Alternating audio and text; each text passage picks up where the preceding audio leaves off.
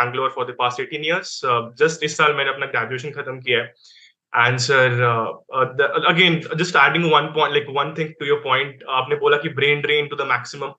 By data, I'm telling you this, the topmost colleges in Bangalore, the like every year, जो highest package आता है from every college is from a person who is from either Bihar or Jharkhand. That is 100% data driven. So sir, and sir, like coming to my question. तो sir like बहुत पहले से I was like very much interested into कि politics कैसे जाए, how to start into it. And before this मतलब just I mentioned also कि it comes from point of angst, एक एंगर, एक फ्रस्ट्रेशन अंदर की वहां कुछ क्यों नहीं है, मतलब जहां से हम बिलोंग करते हैं, जहां से हम रियली हैं, वहां कुछ कुछ भी नहीं है इनफैक्ट. तो आई मतलब बहुत तरीके से मैंने कुछ खुद भी शुरू करने की कोशिश किया. I started writing blogs. उसके बाद फिर सोचा कि थोड़ा इंस्टाग्राम चैनल करके वहां कुछ मे बी एक मुहिम जैसा कुछ शुरू करें या कुछ. And when Jan Swaraj came in, because मतलब again this thing also I mention कि जो अभी एग्जिस्टिंग पॉलिटिकल पार्टीज हैं, किसी से I don't match any ideology with any of them. So Jan Swaraj is the one like जिससे 100% I align with my like philosophies and everything. So, sir, like if I want to enter politics at the earliest, at this point, I'm 21. So, if I want to enter politics at the earliest, so what should be the exact pathway? And so, like, इसी का एक follow-up question कि like, sir, should there be a like कि is only these kind of careers I should choose? Let's say policy consulting or like again जैसे आपने काम किया UN में ये सब, तो like international policies, working with international bodies, something like that. या फिर जैसा अभी चल रहा है like I'm employed in a company, वैसे ही आगे continue करो. And so just last point that I want to add. So like again, this is a thing from my father, because you're a very, as everyone knows, great leader, like the biggest leader that Bihar is going to see for the next few decades. So like my father has this key, so please ensure that you are secured at all places and your security is uptight everywhere. तो ये उनका my point, sir. Thank you for the concern. लेकिन मैं आपको बताऊं, मैं पिछले 2 साल से पैदल चल रहा हूं और सिर्फ गांधी जी का फोटो नहीं लगा रखा है. इस बात को इंश्योर किया है कि we will move without security. और एक सिपाही भी आपने आज तक किसी वीडियो में नहीं देखा होगा. और ये मेरा पक्का यकीन है कि despite the law and order issue in Bihar, it is quite possible to walk through the Bihar villages of Bihar. और मैं आपको अपना एक्सपीरियंस बता रहा हूँ. 2 साल से मैं वहाँ गांव में चलता हूँ, गांव में ही सोता हूँ, जिसको सरेह कहते हैं, खेत कहते हैं, स्कूलों में सोता हूँ, और आज तक मुझे किसी कुत्ते ने भी नहीं काटा है. So thanks for your concern. लेकिन by in large people have been very supportive, people have been appreciative. You can't imagine how much love and affection I get on the ground. Maybe physically it's very tiring, maybe it is emotionally draining, but still it matters a lot. Coming back to your question कि भाई कहाँ से राजनीति करूं, मैं generally जो लड़कों को बताता हूं आपको भी बता रहा हूं. राजनीति आप 2 जगह से कर सकते हैं, या तो अपनी जन्मभूमि से या अपनी कर्म भूमि से. you must not try to do politics in any other place other than these two. तो अगर आपकी जन्मभूमि बिहार है तो आप बिहार से राजनीति कर सकते हैं, और बिहार में वहां से कर सकते हैं जहां आपकी जन्मभूमि हो. कभी इस चक्कर में मत पड़िए कि मेरे जात वाला कहाँ है, मेरे पहचान वाले कहाँ हैं. राजनीति वहां से कीजिए जहां आपकी जन्मभूमि है, और या फिर आप अपने कर्म भूमि से कर सकते हैं. आप बहुत यंग है, 21 है. I would not suggest you to leave your studies और जॉब. मैं every day I must share this with you guys, मतलब 2 4 5 लड़कों को तो मैं वापस जरूर भेजता हूँ. ये जनसुराज इसलिए नहीं व्यवस्था बनाई जा रही है कि आप अपने अपने पेरेंट्स, अपने फैमिली के अरमानों को और उनके सपनों को तोड़कर जनसुराज में आ जाइए व्यवस्था बदलने के लिए.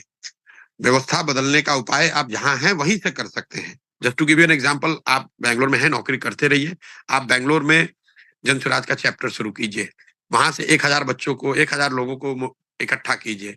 जैसा मैं अभी पहले बता रहा था, पहले क्वेश्चन के आंसर में, उन 1000 लोगों को इंश्योर कीजिए कि हर हफ्ते वो अपने गांव में फोन करें, 10 लोगों को बिहार में जनसुराज से जोड़ें. That way you would be doing what you are doing. You would be learning the tricks of the trade, if I can use it for the want of a better word. You would expose yourself to the people who are from Bihar about the issues which are coming from Bihar. आपको ये पता चलेगा कि उनकी क्या मानसिकता है, किस तरह वो लोग ऑपरेट करते हैं. आप उनके साथ शुरुआत कर सकते हैं. पॉलिटिक्स की एक अच्छी बात यह है कि आप जिस फील्ड में भी हैं वहीं से शुरू कर सकते हैं, उसको छोड़ने की जरूरत नहीं है। ये बेकार सवाल लोग पूछते हैं, भैया हम नौकरी कर रहे हैं, भैया हम पढ़ रहे हैं, इसको छोड़ के आ जाएं। मेरे भाई गांधी जी लॉयर थे, लॉयर के जरिए मतलब वकील बन के ही नेता बन गए। जो डॉक्टर है वो डॉक्टर बन के बन सकता है, उसके लिए वो प्रोफेशन छोड़ने की जरूरत नहीं है। हम जो यूएन में करते थे, यूएन में काम करते हुए राजनीति में आए, हम तो न्यूट्रिशन में काम करने आए थे। वो अपने आप रास्ता आपका आगे बनते जाता है। आप ऐसे समझिए कि लोग कहते हैं भैया कभी तो कॉल लेना पड़ेगा, कभी तो हमको चुनाव लड़ना है, जाना पड़ेगा। आप इसको ऐसे समझिए, फुटबॉल फील्ड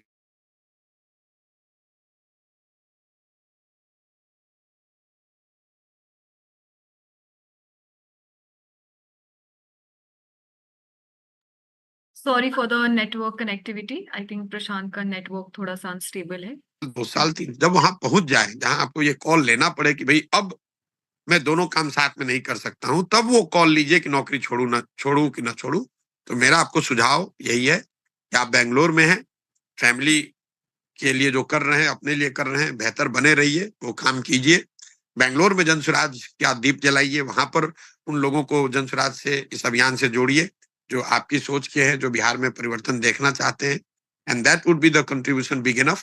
अगर आप जमीन पर आकर कुछ करना चाहते हैं तो नौकरी करते हुए जैसे आप अपनी छुट्टी प्लान करते हैं, वेकेशन प्लान करते हैं, वैसे 15 दिन प्लान कीजिए कि भाई 15 दिन इस बार वियतनाम नहीं जाऊंगा, कोयम्बटूर नहीं जाऊंगा, इस बार लद्दाख ले नहीं जाऊंगा, इस बार बिहार चलता हूँ, 15 दिन वहां रहूंगा, 15 दिन जनसुराज के लिए काम करूंगा। तो ये काम किया जा सकता है, इसको साधा जा सकता है। तो बहुत घबराने की जरूरत नहीं है। आपकी भावना, आपके इंटेंट का स्वागत है, but you don't need to necessarily disrupt your own life in order to create a new meaningful thing. जो व्यक्ति, मैं हमेशा कहता हूं, अपनी चिंता नहीं कर सकता है, अपने बच्चों की चिंता नहीं कर सकता है, वो समाज की भी चिंता नहीं कर सकता। ये कहने की एक बात है, रोमांटिसाइज आइडिया कि मैं सब कुछ छोड़कर समाज सुधार दूंगा, ऐसा नहीं हो सकता है। समाज सुधारने के लिए भी आपको अपनी चिंता तो करनी ही पड़ेगी, और तभी समाज आपके साथ खड़ा होगा, तभी समाज आपका सम्मान करेगा। जब आपने अपनी चिंता कर ली है, जब आप खुद ही डिपेंडेंट हो जाएंगे समाज पर, तो समाज आपकी ओर ना देखेगा, ना आपकी बात करेगा, ना आपकी बात को, आपकी बताई हुई बातों को सुनेगा। Thank you Shivang for your question. Thank you Prashant. अगला सवाल जो है वो रवीश राज जी की तरफ से है। रवीश जी, आप प्लीज अपना कैमरा ऑन करके माइक अनम्यूट करके अपना सवाल पूछें। या हेलो सर, मेरा नाम रवीश राजस, हम पटना डिस्ट्रिक्ट से हैं।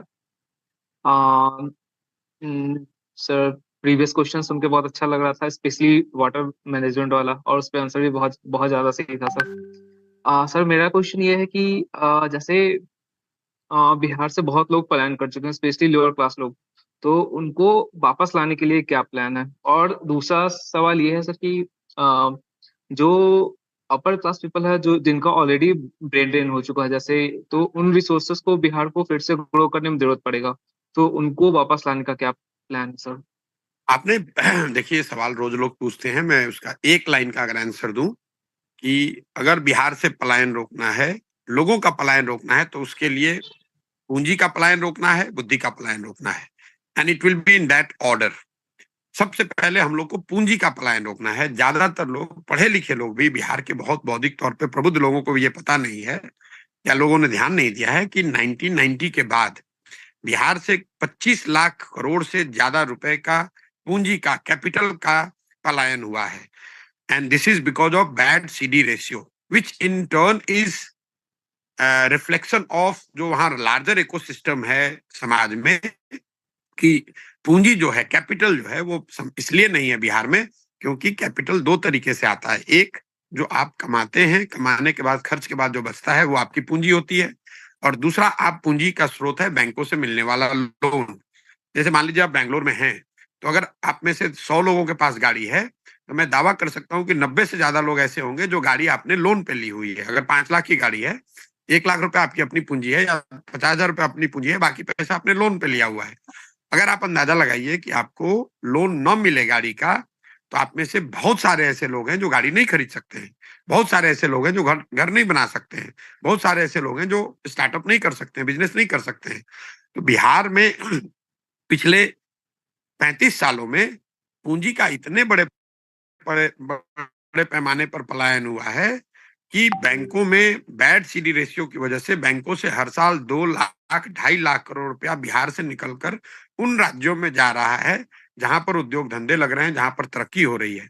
कर्नाटक में, तमिलनाडु में, तेलंगाना में, आंध्रा में, केरल में, गुजरात में सीडी रेशियो 90 या उससे ऊपर है। मतलब अगर वहां के लोग अपने बैंकों में, सरकारी शेड्यूल्ड कमर्शियल और कोऑपरेटिव बैंकों में अगर 100 रुपए रखते हैं तो वहां के बैंक 80 से 105, 110 रुपए तक लोन के तौर पर वहां के लोगों को उपलब्ध करा रहे हैं, घर बनाने के लिए, गाड़ी खरीदने के लिए, रोजगार करने के लिए, पढ़ाई करने के लिए। बिहार में ये रेट 40%, 45% है एवरेज। मतलब लालू जी के राज में तो घट के 19-20% रह गया था, अभी थोड़ा सुधरा है। लेकिन इसके बावजूद 2-2.5 लाख करोड़ रुपया हर साल बिहार से बाहर जा रहा है। तो जनसुराज की जो सोच है कि पहला काम बिहार से पूंजी का पलायन रोकना है। अब आप ये कहेंगे होगा कैसे? तो पहला स्टेप तो उसका एडमिनिस्ट्रेटिव ही है। बैंकों के पास ये स्वायत्तता नहीं है कि वो सारा पैसा लें और दूसरे राज्य में ट्रांसफर कर दें। आप अंदाजा लगाइए, इंडिया में सारा पैसा बैंक जमा करे और जाकर यूरोप में अगर लोन दें तो सरकार उस पर कार्रवाई करेगी कि नहीं करेगी कि भाई तुम पैसा डिपॉजिट बिल्कुल यहाँ ले बिल्कुल। रहे हो और लोन आप जाके यूरोप में दे रहे हो। तो बैंकों पर ये एक तरह से वैधानिक जिम्मेवारी है, स्टैट्यूटरी उन पर जिम्मेवारी है कि वो 70-75% पैसा जरूर वापस लोन के तौर पर दें। ये उनका बिजनेस मॉडल भी है और ये उनका वैधानिक उनकी जिम्मेवारी भी है। बिहार में भी अन्य राज्यों की तरह एक कमिटी है जिसमें बैंकर्स, सारे बैंक के हेड होते हैं और वो कमिटी ब्यूरोक्रेट्स, बैंकर्स और मुख्यमंत्री के और फाइनेंस मिनिस्टर के अधीन है। मुख्यमंत्री उसके चेयरमैन है। लेकिन जैसे बिहार की सारी व्यवस्था चरमरा गई है, स्कूल का टीचर मुख्यमंत्री और सरकार की बात नहीं सुन रहा है, डॉक्टर और अस्पताल में व्यवस्था नहीं बन रही है, जैसे पुलिस इंस्पेक्टर और अधिकारी बात नहीं सुन रहा है, वैसे बैंकिंग वाले लोग भी बात नहीं सुन रहे हैं। अगर बिहार में सीडी रेशियो को देश के एवरेज के बराबर कर दिया जाए तो हर साल बिहार में 2 लाख करोड़ रुपए से ज्यादा एडिशनल इन्वेस्ट होने लगेगा। और ये पैसा हमें बाहर के पूंजीपतियों से नहीं चाहिए, ये बिहार के लोगों का अपना पैसा है। ये वो पैसा है जो आपने शायद बेंगलोर से अपने घर भेजा होगा डिपॉजिट के तौर पर। ये वो पैसा है जो लोग कमाकर वहां भेज रहे हैं या कमाकर वहां जमा कर रहे हैं। तो मेरा जो सीक्वेंस है जनसुराज का कि सबसे पहले पूंजी का पलायन रुकना चाहिए, दूसरा व्यवस्था के सुधार से बुद्धि का पलायन रुकना चाहिए, रिवर्स ब्रेन ड्रेन होना चाहिए। और जब पूंजी और बुद्धि वाले लोग वहां रहेंगे, पूंजी रहेगी, तो जो श्रम करने वाले लोग बाहर गए हैं, जो मैं पहले बता रहा था, जिनके पास स्किल है, जिनके पास प्लम्बिंग की स्किल है, जिनके पास इलेक्ट्रिशियन की स्किल है, वो वापस अपने आप आएंगे। जैसे मान लीजिए, एक मैं आपको फिर से एग्जांपल देता हूं कि बिहार में अगर 2 लाख करोड़ रुपया एक्स्ट्रा इन्वेस्ट होने लगे, अगर आज 100 घर बन रहे हैं तो कल 1000 घर बनने लगेंगे। अगर 1000 घर बनेगा, नेचुरल तौर पर उतने ज्यादा इलेक्ट्रिशियन की जरूरत है, उतने ज्यादा प्लम्बर्स की जरूरत है, उतने ज्यादा मेसन्स की जरूरत है। तो श्रम का पलायन अगर आपको रिवर्स करना है तो उसके लिए पूंजी का पलायन रोकना है और बुद्धि का पलायन को रिवर्स करना है। So that is the order what Jan Suraaj aims to do and what I am talking to all over the world. People are very confident कि अगर इसको इस ऑर्डर में किया जाए, अगर हम पूंजी वहां उपलब्ध कराएं तो लोग मेहनती हैं, उनके पास स्किल है, कुछ ना कुछ वो काम करने के लिए वापस लौटेंगे। और जो इनकम है, अभी अगर बॉम्बे में 20,000 रुपए वो कमा रहा है, अगर वो काम उसको 12,000 रुपए में बिहार में होने लगे तो वो लौटना प्रेफर करेगा, ही विल सेव मोर। जैसे आप देखते हैं पूरी सॉफ्टवेयर इंडस्ट्री है कि अमेरिका में इंजीनियर 2 लाख रुपए कमा रहा है, वही अगर 30,000 पे इंजीनियर हायर हो रहे हैं इंडिया में, तो बहुत बड़ा अपॉर्चुनिटी, एम्प्लॉयमेंट अपॉर्चुनिटी हो रही है। तो मुझे ऐसा लगता है कि ये सारे सर्विसेज से जुड़े हुए लोग, स्किल्ड लोग, उनको पूंजी और पूंजी के इन्वेस्टमेंट से वो लोग वापस बहुत तेजी से लौटेंगे। और साथ में अगर व्यवस्था सुधरे, नए तरह के प्रयास हो, चाहे वो वाटर हार्वेस्टिंग के लिए हो, वाटर रिसोर्सेज के मैनेजमेंट के हो, एग्रीकल्चर के चेंज के लिए हो, व्हाइट कॉलर जॉब के लिए हो, तो उससे बहुत बड़े पैमाने पर व्हाइट कॉलर और ब्लू कॉलर जॉब भी वापस लौटेंगे, जिसको आप बुद्धि का पलायन, रिवर्स ड्रेन कह सकते हैं। क्योंकि नेचुरली वहां सोसाइटी में एक पढ़ने पढ़ाने की एक समझ है लोगों को। पूरे आप जैसे कोटा को देख लीजिए, कोटा में पढ़ने वाले करीब करीब 40% विद्यार्थी बिहार के हैं, पढ़ाने वालों में बिहारियों की संख्या करीब 25% है। अगर बिहार में वो एजुकेशन सिटी बनेगा तो मैं ऐसा नहीं समझता हूं कि बिहार के लोग कोटा में जाकर पढ़ने या पढ़ाने का प्रयास करेंगे। They would rather do it in Patna, Muzaffarpur, Darbhanga, Bhagalpur. Why would they go to Kota? Kota कोई पेरिस तो है नहीं, ऐसा तो है नहीं कि कोटा पेरिस है कि लोग गए हैं वहां पर बहुत बढ़िया है, लंदन है। वहां इसलिए गए हैं कि वहां एक इंफ्रास्ट्रक्चर बन गया है जहां पढ़ने वाले और पढ़ाने वाले एक साथ रह रहे हैं। तो वो व्यवस्था बिहार के ज्यादातर शहरों में बनाई जा सकती है। रवीश जी, थैंक यू सो मच आपके सवाल के लिए। प्रशांत, हमारा अगला सवाल दीपक कुमार सिन्हा जी की तरफ से है। दीपक जी, आप प्लीज अपना सवाल प्रशांत से पूछें। प्रशांत सर नमस्कार, मैं दीपक सिन्हा प्रोफेसर हूँ कंप्यूटर साइंस डिपार्टमेंट में और मैं आरा जिला का रहने वाला